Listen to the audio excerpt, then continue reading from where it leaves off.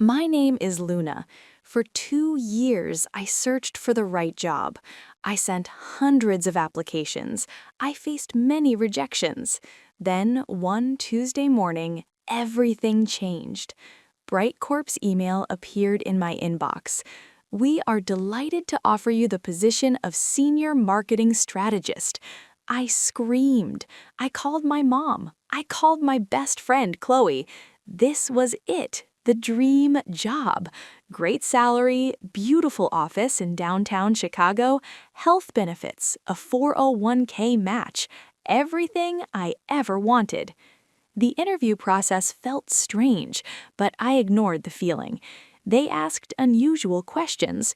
Do you value company loyalty over personal commitments? I said yes. Are you comfortable with flexible hours that might extend late? I said yes. I wanted this job so badly. My first day arrived. The office sparkled. Glass walls, modern art, a rooftop terrace. My boss, Mr. Thorne, shook my hand. Welcome to the family, Luna. He smiled, but his eyes didn't. I told myself I was just nervous. My cubicle was perfect. Brand new laptop, a welcome gift basket, a handwritten note from the CEO. I met my team, Sarah, Mark, and Ben. They seemed nice, but quiet, very focused. Everyone wore similar clothes, neutral colors, nothing too bright. At lunch, I sat with Sarah. So, how long have you been here? I asked. 3 years, she said, pushing her salad around. Do you like it? She looked around before answering. It's a great company. We're very lucky. Her voice was flat. She changed the subject quickly. The work was interesting, challenging, but by 5 p.m. nobody left. At 5:30, I packed my bag. Sarah looked up surprised. Leaving already? She asked. It's 5:30, I said. Mr. Thorne walked by. Ah, Luna, we don't watch the clock here. We watch our goals. He laughed, but it wasn't funny. I put my bag down. I stayed until 7 p.m. that day. Everyone else stayed later. That night, I called Chloe. It's amazing, I said, but I didn't tell her about the empty feeling in my stomach.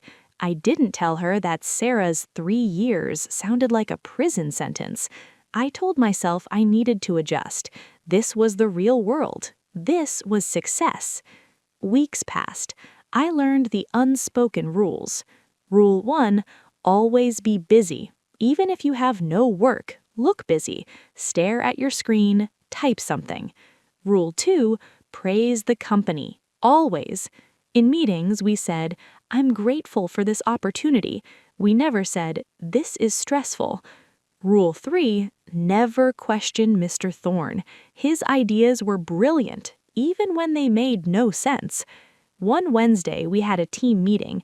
Mr. Thorne presented a new project, the Harmony Initiative. It involved monitoring social media for brand-positive behavior from employees, even after hours. To protect our culture, he said. I raised my hand. So we'll be checking employees' personal accounts? The room went quiet. Mr. Thorne's smile tightened. We'll be ensuring our family upholds our values at all times. Problem, Luna? All eyes were on me. No, I said. No problem. Good. We're a team. We trust each other. Later, in the bathroom, Sarah washed her hands next to me. Without looking up, she whispered, Don't ask questions, just nod. Then she walked out. I started having trouble sleeping. My perfect job felt like a beautiful cage. The salary hit my bank account every 2 weeks. It was a lot of money. It bought nice things. But every morning my heart felt heavier walking through those glass doors. I missed my old life. I missed having time to call my mom. Now I was always too tired. Chloe asked me to hang out on Fridays. I was always too busy. You've changed, she said softly one night on the phone. I had no answer. The office had no photos on desks, no personal items. One day I brought a small plant. Mr. Thorne stopped by. Cute, he said, but ensure it doesn't become a distraction. The next day, the plant was gone. The cleaning crew, they said. I began to notice a pattern. People who had been at BrightCorp over a year had a blankness in their eyes. They spoke in the same cheerful, empty phrases. They were like polished robots. Was I becoming one of them? My breaking point came during the weekend team building retreat. Mandatory, no excuses. We were taken to a lodge in a remote forest, no phones allowed, to truly connect, Mr. Thorne said. The first night we sat around a fire. We had to share our deepest commitment to BrightCorp's vision. Everyone gave perfect, rehearsed answers. When it was my turn, my mind went blank. I'm committed to doing good work, I stammered. Mr. Thorne's eyes narrowed. We seek total alignment, Luna, not just good work. The group nodded. I felt sick.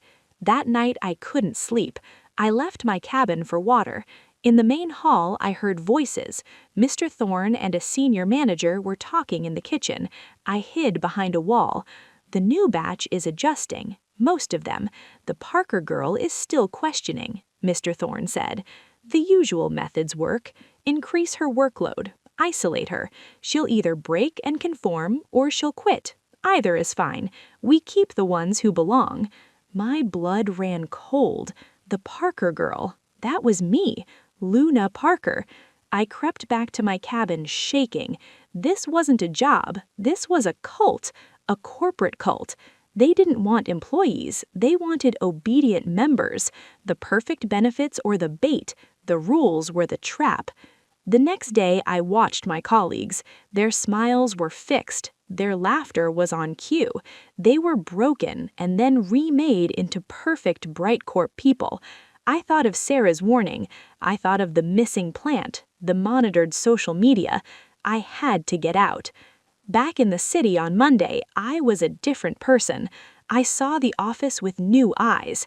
The glass walls were not beautiful. They were transparent barriers. The rooftop terrace was not a perk. It was a gilded cage high above the world I'd left behind. I went to my desk. I opened my laptop, but I didn't start my work.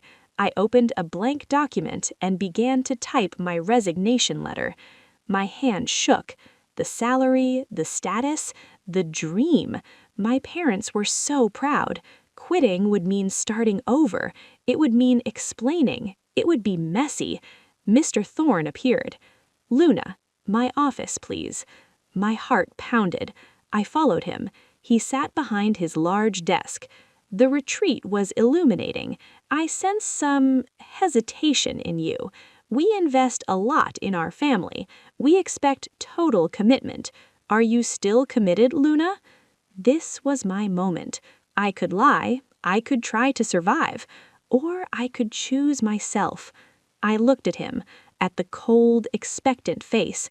I thought of the future he offered, a life of muted colors, quiet fears, and a hefty paycheck. No, I said. The word was quiet, but clear. Excuse me? I am not committed. To this, I quit. His face hardened. You understand what you're giving up. No one leaves BrightCorp and finds something better. This is your peak.